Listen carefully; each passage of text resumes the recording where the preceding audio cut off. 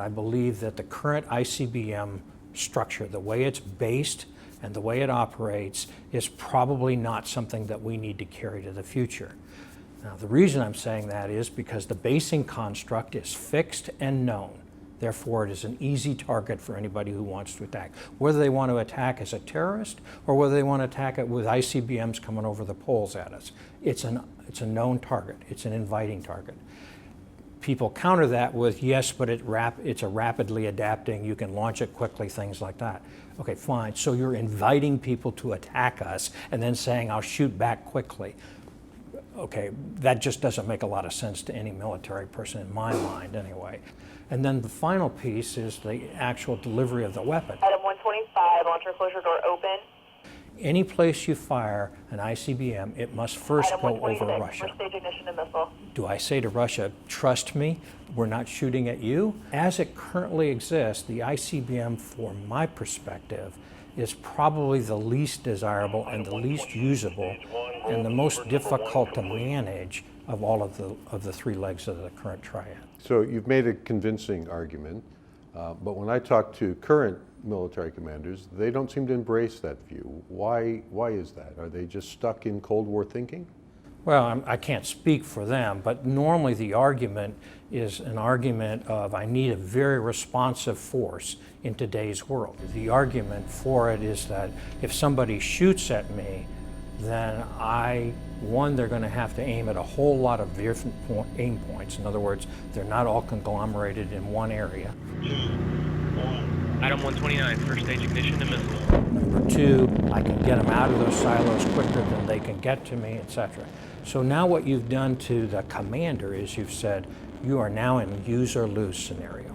If I shoot one missile at you, you've got to launch a bunch because you don't know which one I'm shooting at.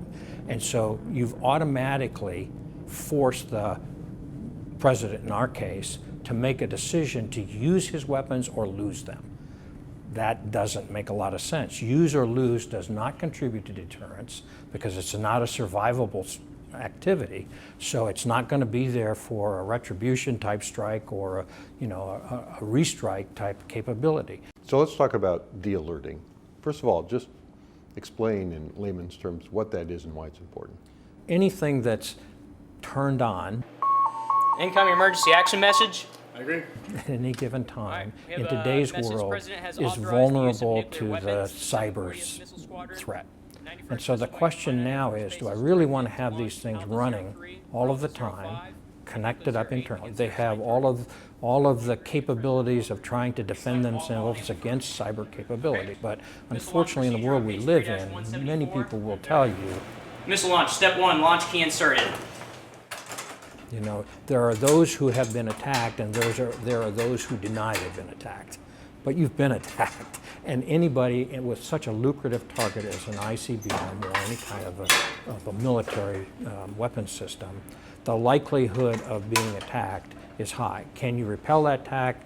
Most of them, yes, but you should never assume that you can't. So having weapons on alert, ready to launch, that with a few lines of code could be launched in a world of cyber, until you really understand that world and are really sure that you've been able to defend yourself against it, that's a high risk. So you're Is that saying, worthwhile? Are you saying a cyber hacker in the future could get into the U.S. system and launch an ICBM? I don't know. But I certainly don't live in a world, I don't want to live in a world of denial and believe that that couldn't happen. I'd want a very high bar on that to make sure that that wasn't the case. And even if I had that high bar, I'd still be reluctant to have those weapons on constant alert all of the time.